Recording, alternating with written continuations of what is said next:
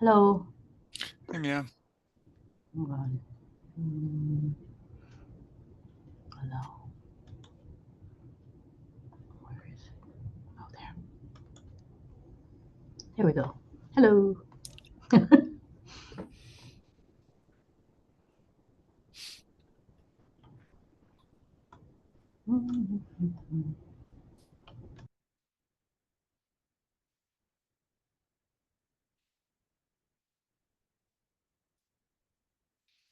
Okay, I'm gonna get started. Anthony, you're ready? Yeah, Okay, sorry. great. I can So start sharing my screen. yeah, I'll just start by saying a couple words of like why we're here and what we're doing. So, um, first of all, thanks for all of you guys coming. Uh, what we're doing here is, I think, a pretty unique aspect or occurrence here in Hawaii, right?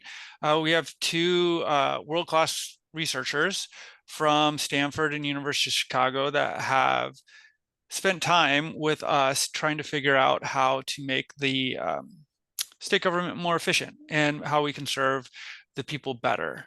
I think so. We're going to get to the results in a minute, and this is all about letters and the best way to engage in taxpayer communication, and how, as we change the laws and policies of the state, how we can best inform people in doing so. But like, I just want to zoom out for a minute and really think about like, why is this type of collaboration really important, and how it happened? Because I don't think it's like that straightforward how it happened. So first of all, like, I think it's pretty clear to most people that business as usual is not serving the people of Hawaii and like the existing policies and things. And so we're really lucky. We have a bunch of legislatures and like the governor thinking about taking pretty, I would say, some radical policies shifts and doing experimentation, right? But we and you know ideally, and we do, I think, is what happens is you make these decisions based on you know what you know about the world, the economy, and everything, and you make your best decisions possible. But on the other hand, is you really need to monitor these results, because these are experimentations, and if we want to serve people, the people of Hawaii, we have to understand, like, constantly be monitoring our evaluation and the impacts of how we're doing things. And so I think these types of collaborations are going to become more important for a state like Hawaii going forward, and so we can understand how to do things better. And how this happened is also pretty unique, right? So Brooke Wilson was in Stanford. That's governor's chief of staff. She was in Stanford. She met a couple people. She got introduced to Becky, and they they put us in contact with, or they were put in contact with us here at the Tax Research and Planning Office at the Department of Taxation, and we developed a relationship. At the same time, the governor's office was engaged, and the Department of Taxation was just starting a relationship with Anthology to do some PR, and we jumped on this, right? So here we have a pretty proactive people from the governor's office. We have people from the, Stanford, University of Chicago, and also, which I think is super important, is we have people within, Department of Taxation that are pretty sophisticated researchers that can collaborate with these people, right? You couldn't, I don't think, I'll defer to Becky and Anthony with this in a while, but I don't think you could have done this collaboration with just like without people that had a pretty deep statistical understanding and the questions and what was going on. So just putting this all out there, I just wanted to acknowledge that there was a lot of moving parts, and I want to thank a lot of people on this call for making it happen, including the Department of Taxation. That was, my director, Gary Suganuma, and a lot of my other colleagues were willing to try new things and experiment. And that is I think, more of what the state needs in order to understand where we're going forward. So that's just kind of a bigger overview of what we're doing. And so now I'm going to turn it over to Becky and Anthony to give the presentation on this letter project, and we can have a nice discussion afterwards. So go ahead, guys. Wonderful. Thanks, Seth. Appreciate it. Yeah, so I guess maybe first just to introduce myself for those of you who I haven't met yet. My name's Anthony Welsh. I'm an assistant professor of accounting at the University of Chicago, Booth School of Business. I worked for about 6 years in public accounting doing state and local tax compliance consulting.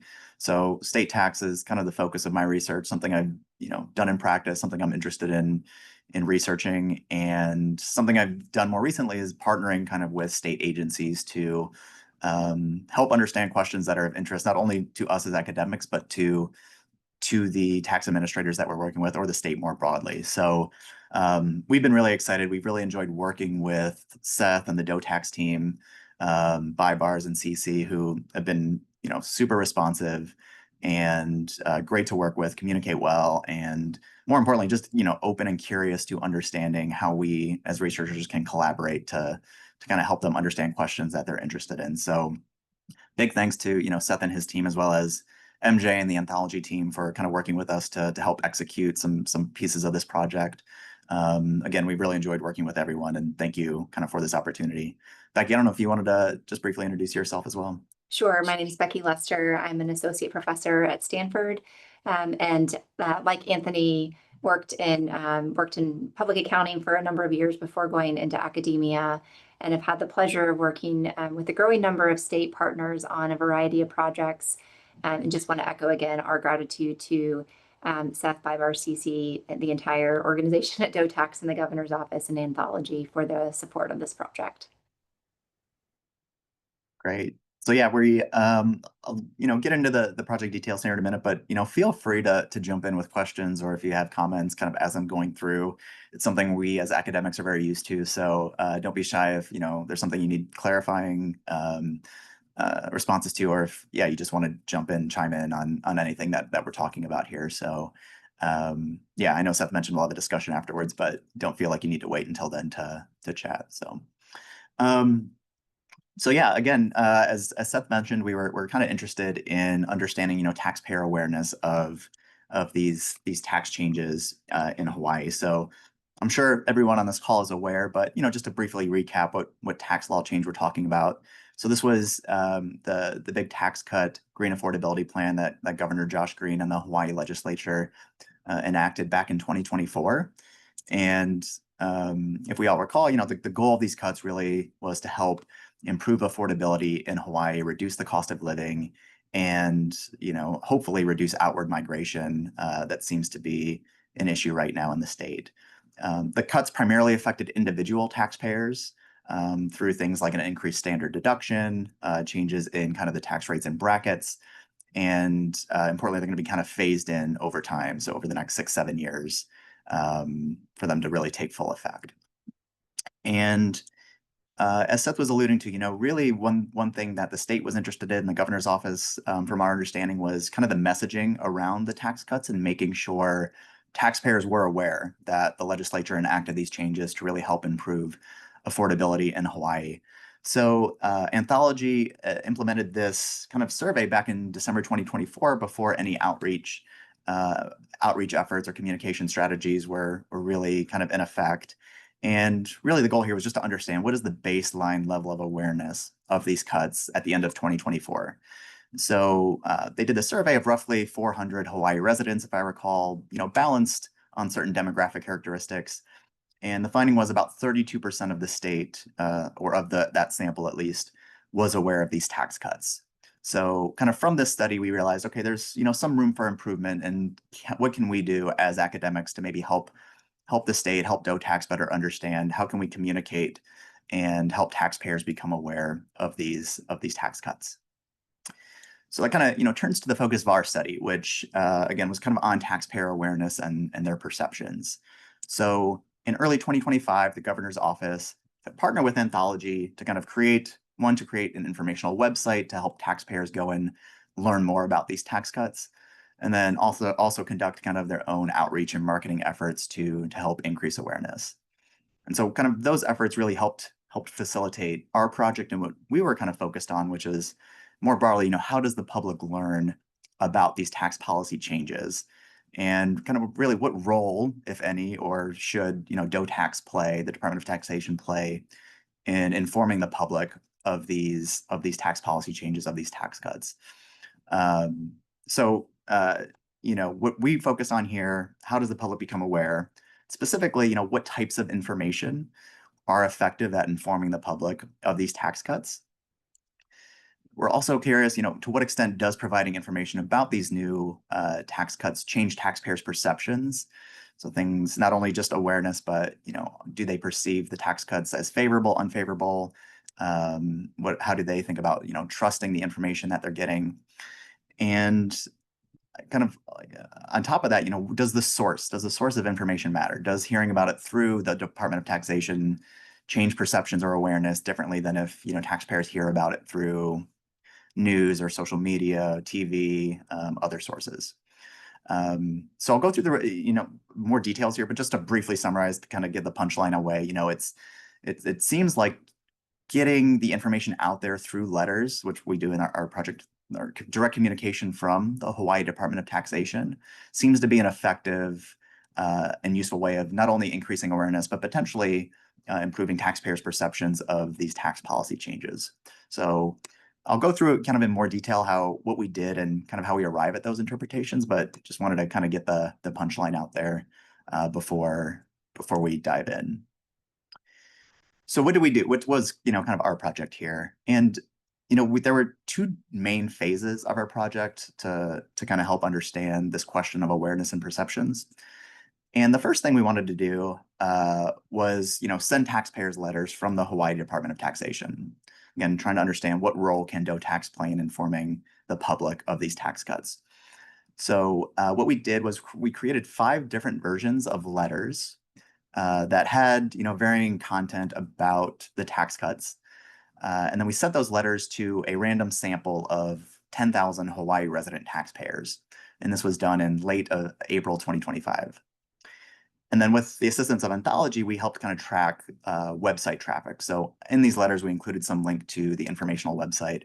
And kind of the first piece of data that we wanted to get was, do these letters increase website traffic? And in other words, information acquisition from these taxpayers. And so after that, phase 1 of the study, just sending letters to taxpayers, kind of the next piece and what we think is, the main core of our study to understand were these letters effective was this survey that we also implemented. So via letter, we sent a survey, or maybe more precisely, we sent a letter to taxpayers inviting them to take a survey online. So we kind of track this kind of electronically. And we sent the survey to that 10,000 set of taxpayers that we sent those initial letters to, just informing them of the tax cuts. And then we sent the survey also to an additional 4,000 taxpayers who were not part of that initial letter group. So people that we, through DOTAX, did not inform of the tax cuts. And so all of this was done about a month after that first round of letters. So in May of 2025, we sent this survey. And then as part of the survey, we asked questions related to not only awareness, but taxpayers' perceptions of the cuts, kind of their knowledge on certain pieces of it. And to incentivize take up, or to incentivize survey responses, because I'm sure you can all maybe reflect on your personal life, getting an invitation to respond to a survey, unless, maybe there's some incentive, it's maybe not clear, you would respond. So we provided a $15 gift card for these respondents funded through Stanford and University of Chicago. And before, getting into the survey, why we think this is important, we think, this study kind of helps us through kind of an academic lens understand, does sending information through the tax authority serve as an effective way of informing the public about tax changes, specifically here, the tax cuts? And again, the idea of using 5 different types of messages was to understand, at least up front, we would think, does the certain type of message, does the information in the letter matter when it comes to taxpayers' ability to recall hearing about the cuts or just their perceptions of how favorable these cuts are? And so again, our first phase was just this taxpayer letter campaign. And what we did, we sent letters to, again, the 10,000 taxpayers with these 5 different messages. Just to make this a little more concrete as to what these letters looked like, Our first letter was just kind of a baseline informational letter that had a few components. The first one just had a sentence here notifying taxpayers of the tax law change. So just telling them, there were these income tax cuts enacted in 2024. And the sentence right after this, we're providing just a short summary of kind of what these tax cuts do. So we say it's going to reduce personal income taxes over the course of the next 7 years. And then the very end of this letter is a link, not only a link, but also a QR code that taxpayers can access if they want to go and obtain additional information or details about the tax cuts. Okay, so this again was just our first, baseline informational letter, generally just providing taxpayers with information about the tax cuts, that these tax cuts exist. And then again, what we did was we had 4 additional letters that we sent that highlighted a different benefit or feature of these tax cuts. And the idea here was, again, trying to understand, does different information seem to improve awareness or perceptions better than others? And so the first thing that we highlighted was just the personal benefits of the tax cuts, kind of in raw dollars. So we give this example, we say a family of 4 earning $88,000, which is roughly the median family income in Hawaii, they'll save more than $19,000 over 7 years. And then we provide kind of this bar chart showing what the savings are year by year.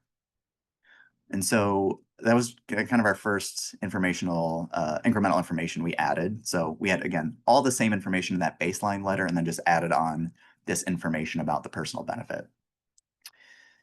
The third letter that we sent, letter number 3, was highlighting, again, a different feature. This time we kind of highlighted the distributional impact. So we said low-income individuals and families are going to see the largest percentage reduction in their taxes over the next 7 years. And then again, to try and keep the format somewhat similar, we provided bar charts kind of across these letters. So this one was a bar chart on the percentage reduction in taxes by different income levels. Our fourth letter was intended to highlight kind of how Hawaii's competitiveness relative to other states was going to change after these tax cuts went into effect. So we say the tax burden for working families and individuals is going to drop from one of the highest in the country to one of the lowest. And then finally, letter 5 was intended to highlight kind of what the change in tax rate was going to be, and the fact that this is going to help individuals keep more of each dollar that they earn. Okay, so we have, again, these 5 different letters that we sent kind of to this random set of 10,000 individuals. And again, this first phase, in terms of the outcomes that we wanted to measure, the main one was just this website traffic. Again, we provided kind of a unique QR code and link in each of these letters that taxpayers could click on to go learn about these tax cuts. So directing them to this website that was set up. And this is just kind of a summary in kind of a graphical format of what happened to website traffic right after we sent these letters. So our takeaway here, you can kind of take a look here. We're still analyzing some of the details here, but effectively, the letter seemed to temporarily increase website traffic, although somewhat, small effect. So this was, I think, about 750 views over the course of 2 weeks. And another thing we're trying to look at, after taxpayers go to this website, what type of information or what pages do they click on? So it seemed, at least, again, from some initial analysis, they're going to not only this homepage, but this tax calculator that you'll see in the upper right corner of this slide. So calculate your tax rate. That seemed to be a common thing people clicked on, as well as those tabs up there, learning more about the Hawaii tax cut and the general FAQs. So again, takeaway, it seemed like website traffic increased, although potentially by a somewhat modest amount here. Anthony, can I add just a couple things in on this? So Yeah. on the website traffic, a couple of things that we're interested in is not just like, did people go to a website? Where, Anthony commented that we didn't see, this huge, obviously there's an increase, but it wasn't like thousands and thousands of people going. There's 2 interpretations of that. Is that one, people maybe just weren't interested, maybe they didn't open the letter, maybe they didn't want more information. Another interpretation is like the letter provided them sufficient information, so they didn't necessarily need to click through to a website. So I think there's different interpretations of this. We're still working through the analysis, but one of the things that we were interested in this was, do those different messages try to prompt different levels of engagement with the tax authority? And certainly you can see the informational letter has pretty high spike, that blue one. But we don't see a ton of difference right now between letters 2, 3, 4, and 5. So at least just from the clicks alone, at least what we were able to track. On its face, just from this graph, doesn't seem like a huge variation in it, but we're looking through to see, again, what additional information those people might have obtained by going to the website. Yeah, and I'll just jump in there. So since letter 1 just basically said that there was a tax cut, it does support the idea.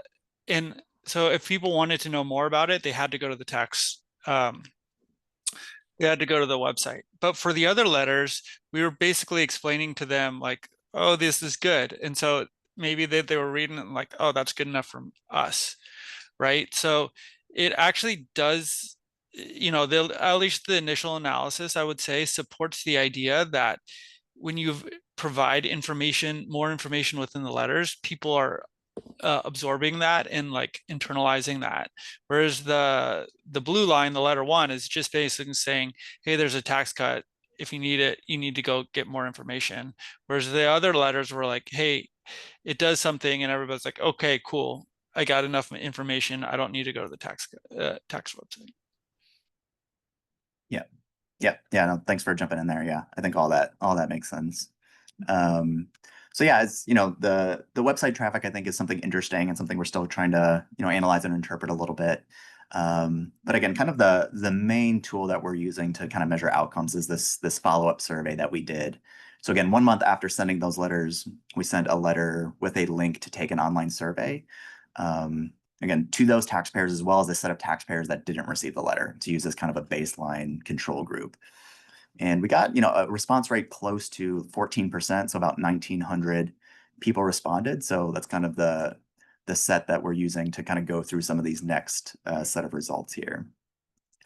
And so one of the, you know, first questions we're just interested in is, and this isn't necessarily in the order of the way we ask these questions, but in terms of, you know, what's going to be useful for Hawaii here. We just asked, do you recall receiving a letter from the Hawaii Department of Taxation describing tax cuts in the state? And so the way we're breaking this out here, kind of this first row was the group of taxpayers that did not receive any letter. And then we show for each letter condition what percentage said they remember receiving this letter versus not. And then kind of at the bottom was the total across each letter condition. So kind of what we're seeing here, you know, roughly half of people in these letter conditions kind of recall receiving this letter from the Hawaii Department of Taxation, which we think is, you know, relatively high given, you know, this was 1 month after they just got this one-time letter in the mail. In that first row, we do see about 5% of people in that no letter condition say that they recall receiving a letter. That could be for different reasons, but we think most of that's just kind of noise and people maybe just misremembering. But in general, it seems like people recall receiving this letter from the Department of Taxation. And so maybe the next kind of big question we want to know is, did the letter seem to improve or increase awareness? So the question in the survey that we asked to get at this is, you know, we describe what the tax cuts are, and then say, were you aware of these tax cuts when you began the survey? Again, this question came somewhere in the middle of the survey, but presenting it here is the second question. And so again, trying to understand, did these letters seem to improve awareness? And here's kind of what we find. So again, that first row is going to be that no letter condition. So the 4,000 taxpayers who did not receive a letter, this was kind of their response. And then we break this out by letter condition and then in total.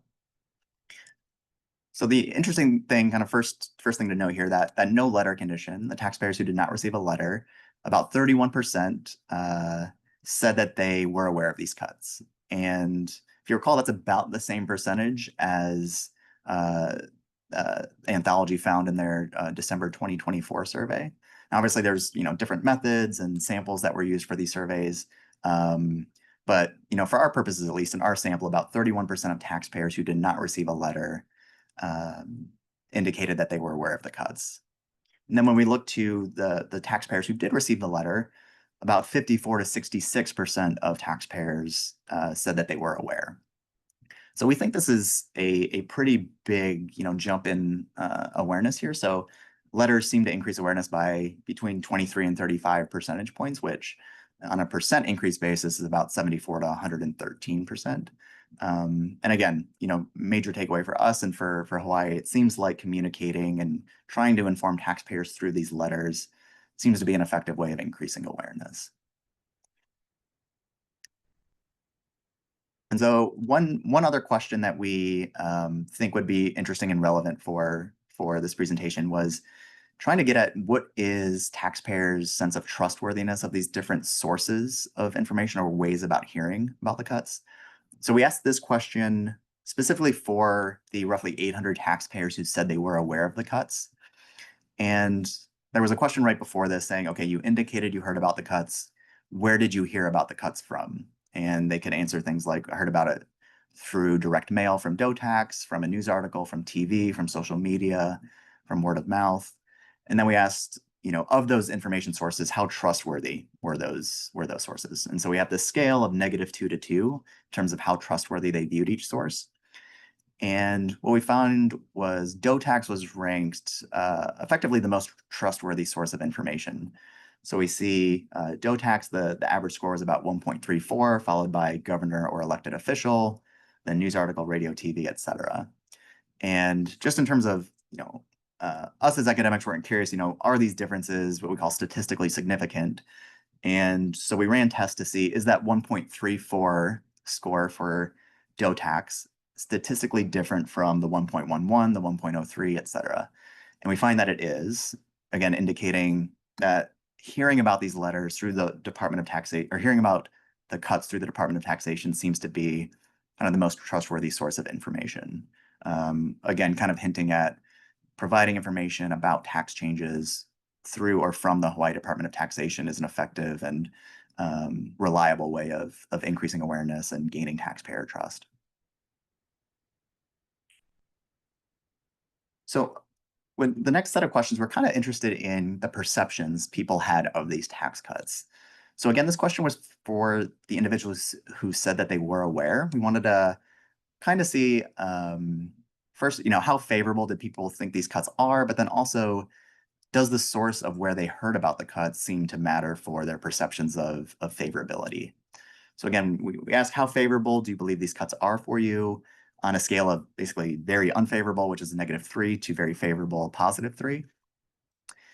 And again, this is just for people who said they were aware. So people who said they were aware in that no letter group, so did not get any letter, gave an average score of about 0.71. So, slightly slightly to moderately favorable. And then for taxpayers and what we did here is basically aggregate all the responses for letters 1 through 5, just to kind of simplify things. In that group, they were closer to about 1.0. So 0.98 was the average score there. And just in terms of raw magnitude, not a huge difference, but that difference, again, is statistically different, indicating hearing about the cuts through these letters seems to improve at least a little bit, perceptions of how favorable these tax cuts are for these taxpayers. One thing not on this slide that we did was we looked at these average scores across all the different letter conditions. And one somewhat common theme is that it doesn't seem like much of the incremental information in letters 2 through 5 had any major impact. So that's kind of why we're just presenting the average score here, just to kind of make it concise. But in general, it seems like just providing any information, just informing taxpayers of these cuts without some of those incremental pieces seems to help improve perceptions a little bit. And so again, kind of, if we go back to the goal of the cuts, the goal of the tax cuts really was to kind of help improve affordability in Hawaii and cost of living. So we wanted to kind of ask that directly of these taxpayers. And for this question, this was actually asked of everyone in our sample. So people who said they were aware and people who said they were not aware of the tax cuts. And again, what we wanted to see was if being aware of these tax cuts seemed to improve perceptions of affordability in Hawaii. And then secondarily, does the source of awareness also matter for perceptions of affordability? And so again, we asked, compared to a year ago, do you think Hawaii is now more or less affordable on the scale of -3 to +3? And what we find is if the individuals were not aware of the tax cuts, they gave an average score of about -2.26. So that's, I think it's moderately less affordable to much less affordable was kind of the wording we used here. And then if they said they were aware of the tax cuts, but they were not in our letter condition, so they heard about it through sources outside of DOE tax, they gave an average score of about 2.17. And then if they were aware and in our letter conditions, they received a letter from DOE tax, they gave an average score of about -2. So our takeaway here is that, awareness from these letters seems to improve. Again, maybe not a huge amount, but some statistically significant amount. It improves perceptions of affordability.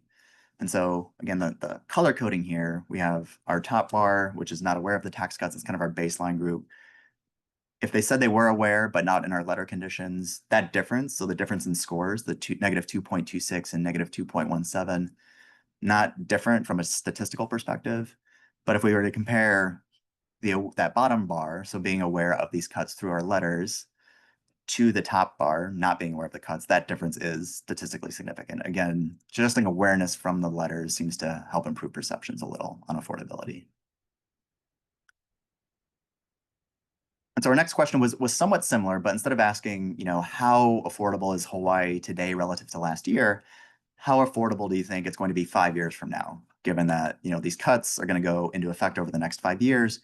We were curious if, over the next 5 years, perceptions were going to change if they were aware versus not aware. And so a pretty similar kind of takeaway and story. So if they were not aware of the cuts, an average score of -2.36, and then a little bit of improvement in terms of the raw score, although not statistically different if they said they were aware, but they were not in our letter condition. And then we do see a statistically significant difference if the taxpayers were aware and in our letter conditions. So again, just basically the same takeaway as the last slide, that these letters seem to improve perceptions of affordability. And again, if we were to break out these scores for different letters, they were somewhat around the same score, and not any clear indication that certain information mattered more than others beyond just informing taxpayers through these letters. And so that's kind of the main set of results we wanted to show. And just to kind of summarize what we believe are kind of the preliminary insights. Again, that first phase of our study, just sending out these letters, what we found, 1 month after receiving the letters, about half of taxpayers recall that they got it. In terms of website traffic, there was some click-through, although overall website engagement maybe not as high as we were maybe hoping for. But again, still somewhat of an ongoing piece of our analysis, trying to understand what type of information were taxpayers collecting, and were the different versions of the letters more effective than others at increasing website traffic. And then when it came to that second part of our study, the survey, again, we got a relatively high response rate, which was encouraging and helped us actually be able to run some of these tests and gain insights. And the main thing, these letters seem to increase awareness by a pretty large percentage amount. Awareness itself, as well as awareness coming through these DOE tax letters, seems to have some favorable impact on taxpayers' perceptions. And so in terms of like an actual takeaway, we think, providing letters, providing communication through DOE tax seems to be kind of a credible and effective way of informing taxpayers of tax policy changes. And then a few other things that are kind of ongoing right now and what we are planning to do going forward. So again, I've kind of hinted at this a little bit, but it doesn't seem like the incremental content that we kind of tested in letters 2 through 5 had much impact. We do think, though, the letters, or maybe more precisely, awareness itself, seem to improve taxpayers' perceptions on things like fairness, outward migration, and the state's competitiveness with other states. And then one other thing we looked at, the awareness from these letters also doesn't seem to come with much downside, in the sense of, we asked questions related to what do you think is going to happen to government services or cost of living after these tax cuts go into effect? And if anything, these letters may have actually reduced some of those concerns. So not really any downside associated with sending some of these letters, at least in terms of people's perceptions of, is government spending and services going to go down as a result of this? Is cost of living or prices going to increase? So that was something we thought was interesting as well. And then in terms of, again, next steps, what we plan to do going forward. So do a more thorough analysis. What I kind of showed here was just a subset of the questions we asked in the survey and kind of the main highlights and takeaways. But we asked several other questions that we're still going to analyze and try to put together in a more formal kind of write-up. And so we're working with ByBars and the DoTax team to eventually link these survey responses to individual taxpayers and see, is there some difference in responses depending on taxpayers' income levels or filing status, or maybe even where they're located. And again, kind of the deliverable is going to be what we would like to give to the DoTax and governor's office is some type of policy write-up or brief summarizing this more full set of results. And then, Becky and I are also planning to write up an academic paper here that we'll draft and target for an academic peer-reviewed journal. So that's what we're looking forward to doing over the summer and early fall. And that's pretty much all I have. And again, thank you all for the collaboration, for being curious about these types of questions. And we've really enjoyed it. Obviously, looking forward to the discussion on the rest of this call. But if you have any other questions, feel free to reach out to Becky and me. Always happy to chat. So thank you, guys.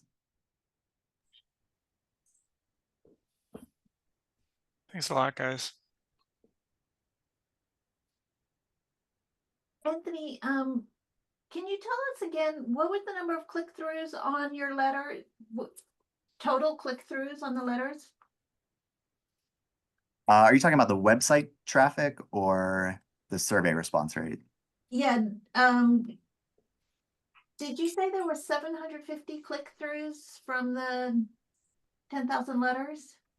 Yeah, it was about 750, I believe, page views, which something we're trying to still interpret. I'm not sure if you may have a better sense if that's like an individual, 750 different individuals, or I think understanding that could be the same individual.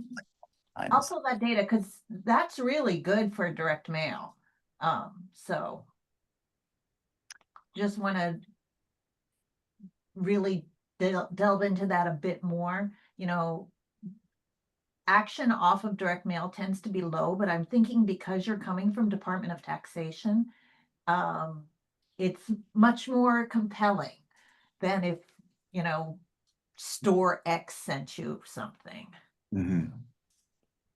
That's, if I can jump in here, that's really helpful, MJ, to have that perspective too. I mean, certainly we would have loved thousands, but it's good to know that like you're expert at this. So understanding that that's a pretty high click through, I think is great. And we were also really pleased with the survey response. So, 14-ish% may not seem that high, but actually in other academic work, so other papers have found 4 or 5, maybe 7%. And so we were really pleased with it. And I think this comes back to what Anthony highlighted a bit here and what you just said too, MJ, which is like, that letter. I mean, you saw the letter, it's a pretty short letter. And even what we added for each incremental letter was intended to be pretty short. It was like an additional sentence or two in a chart.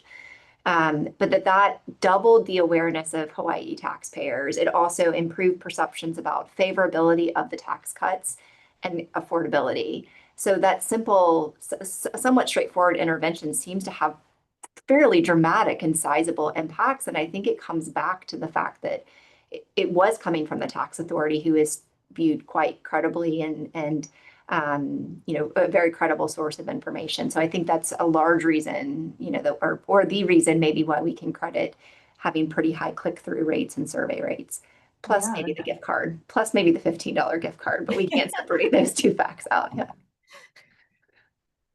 But that's a great percentage. Yeah, MJ, I'm curious to get your feedback on all of this, especially since you're like, you understand this, you do this all the time, like you're also aware of how the social media aspect and all the like speeches and stuff. So could you, after like hearing this, what's your initial feeling about how this works in comparison to all the other types of interventions that we were working on? Well, I think all the interventions work together, but I do think probably, and Dennis is on the line with us. He's that phone call there because he's on the road. And Dennis, correct me if you think I'm wrong, but okay. I would think that messaging directly from the Department of Taxation is going to be your strongest message, but it needs to be supported from all other aspects of life because we are not a single touch population. We get our information from multiple places, and the more we hear it, the more we're likely to believe it. So if you received a letter or even a series of direct mail pieces from any particular source, at some point you're going to have diminishing returns. Whereas if you add it all together, it becomes a much richer picture and a more believable picture. Dennis, do you think that's a true statement? No, I think that's true, and it's. But I mean, we really appreciate what you've done here, and that this was a and that you could isolate these elements, because when we're dealing with mass media, we can't. So this is really interesting, and yeah, 7.5% click through is high. But we think. Yeah, I validate everything MJ just said. And then, of course, the measure that, that is the glory of and light of our lives, which we have to measure all this against the, the cost of contact and, the cost of the CPM of messaging. But for stuff like this, direct mail is always a strong performer if the message is important. For direct mail, there's an old maxim that that it's 80% the list of who you're sending it to, 15% the message, and 5% the style. And when you come to something like taxes, this is at 85% relevance to your targets is very strong.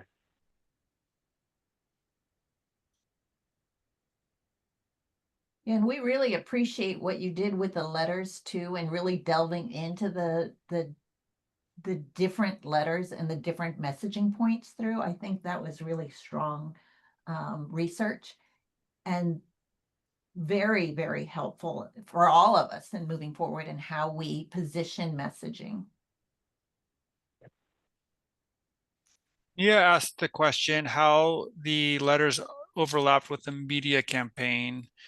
My understanding is the media campaign came out a couple weeks before we sent out the letters. Is that right, everybody? Yeah. Right. Our media campaign dropped when in right around in early April, right? Yeah, and it continued through the time period. It actually continued through June.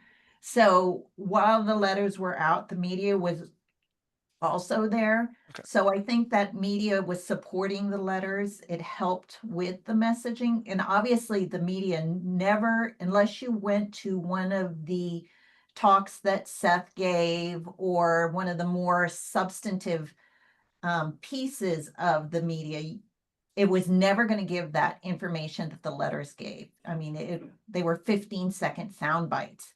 So basically all I could do was provide a good environment for the letters or for the direct contact from people from DOTAX, which or just to generate interest, so you could drive them to the website where they can get the information. Right. Which is the main purpose of our media advertising. Yeah. Yeah, and I think the way to jump into here to me to your question, like I think I agree, like having multiple sources of information definitely should have overall improved awareness. The way we have a little bit of the way that we're able to give more comfort to that, we think it might be the letter driving X versus something else, or is in two ways. One is that Anthony and Bybars worked really closely when they picked that group of 4,000 taxpayers who never got a letter as kind of our comparison set to make sure they looked quite similar on a bunch of demographic characteristics and location characteristics. So the idea is the people who got a letter versus the people who didn't get a letter, but they all got the survey, look very similar. They should have all been kind of had that same type of social media touch points and other things. We can't perfectly confirm that, but the idea is hopefully that would have improved everybody's awareness. And then the incremental piece, that was the letter recipients. That's what we're picking up in those bar charts. And then on the website traffic that you ask about, the spikes in the website traffic, there was a general website that Anthology set up.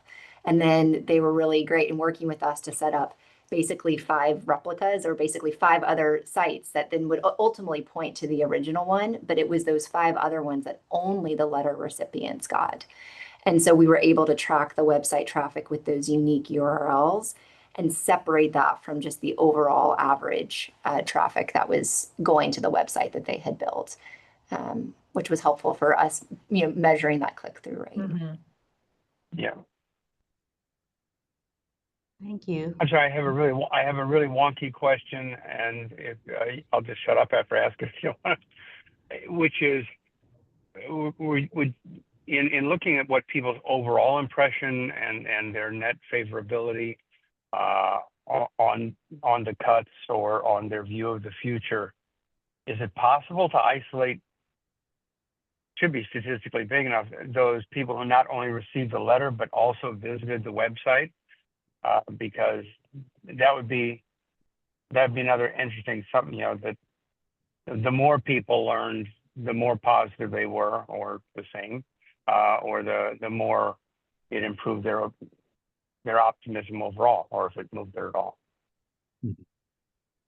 Yeah, no, I agree. I think theoretically that would be a really interesting thing for us to look at. I think it's going to be a little challenging for us to actually do. We don't know for sure if any given individual went to the website. Now, we did ask a question towards the end of the survey. Do you recall going to the website? And we gave just kind of the name of the website there. And I want to say it was around like 5% of people said that they went to it. So we haven't done much to that to basically see if people who said they went to the website responded any differently from other people. I do think it's a relatively small sample, so I'm not sure if we have enough. And when we run these statistical tests, it helps if you have like a large enough sample to kind of run these tests on. But it's something we can look at. And yeah, we probably should, to see, does going to the website seem to matter, or at least people recalling going to the website seem to matter. Thank you for indulging me. Yeah, no, it's definitely an interesting idea. Yeah. Does anybody from the Department of Taxation have any questions?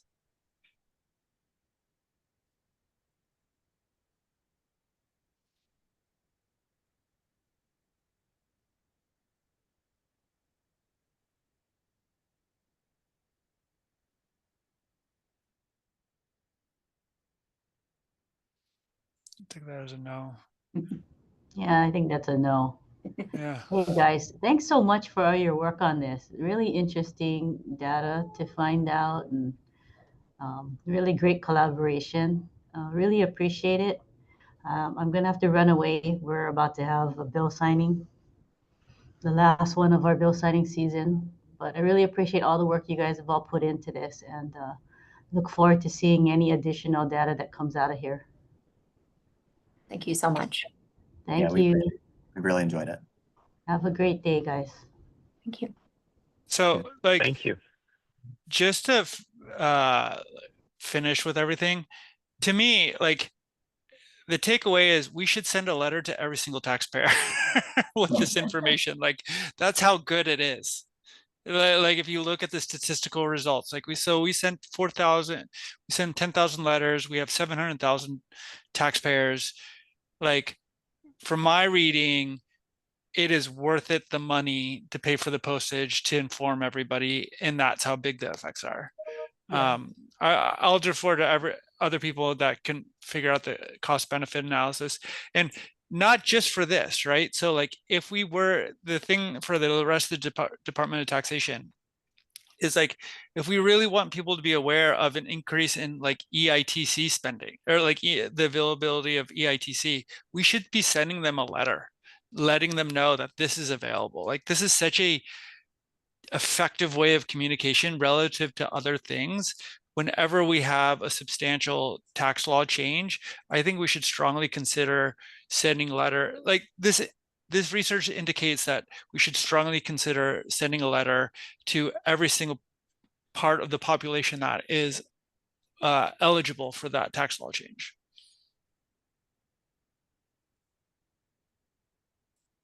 Seth, Thanks just curious, did we get the stats on the phone support? Because I mean, that's the concern of, we can send letters, right? But what happens when people have questions? And like anecdotally, I heard like people that got the letter were confused. Like I don't understand what that meant. So Yeah, we can go back and double check, but I'm pretty sure we got, I think the number of letter calls that we got were 6 out of 14,000 letters. But I'll go back and double check that.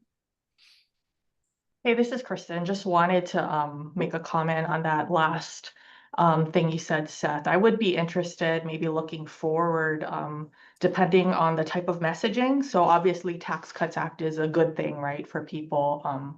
I would be interested in seeing if we would get a similar engagement rate for, maybe something like an additional tax that they would have to pay or more compliance requirements.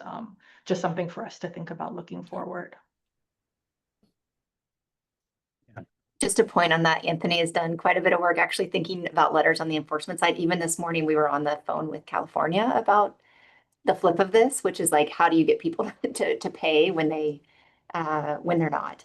And so maybe he could comment briefly on what we've learned from other places and what that response is. Yeah. I mean, there's definitely been a lot of other academic studies in this area, kind of looking at how can we, I guess in one sense, like increase compliance if we think taxpayers are not complying, or there's a new tax that they become subject to. How can we ensure that they are aware of this new tax and are starting to pay? So Becky mentioned, we're starting this early stage project with California to look at this, done similar types of letters with the state of Texas. And again, this has been done by other researchers in some other areas. And it does seem like, sending these letters to potentially non-compliant taxpayers has some effect. And in a lot of contexts, it's, nothing much more than saying, hey, you have this tax coming due and we have some indication that you may be either like not paying on time, or we think the amount that you're paying seems to be understated for whatever reason. Maybe there's, some data you all would have to have that indication. But it seems like these letters, to different degrees, depending on the context, have positive effects on, say, like increasing compliance and helping taxpayers become aware of new tax increases, so to speak. But yeah, something we are also interested in studying.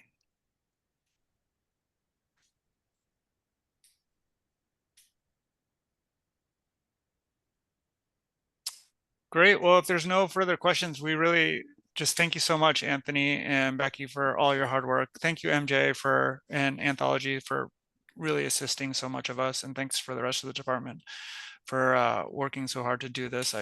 I mean, I think these are really actionable results that we can use to make decisions going forward, which was like the whole point of this.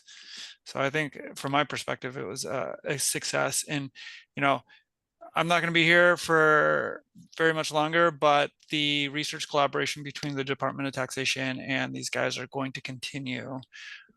So we look forward to more interesting things coming our way. Thanks so much, Seth. All right. Have a good evening or a good day, everybody. Bye-bye. Thanks, everyone. Thanks, guys. Nice to meet you. Thank you. Bye. Bye.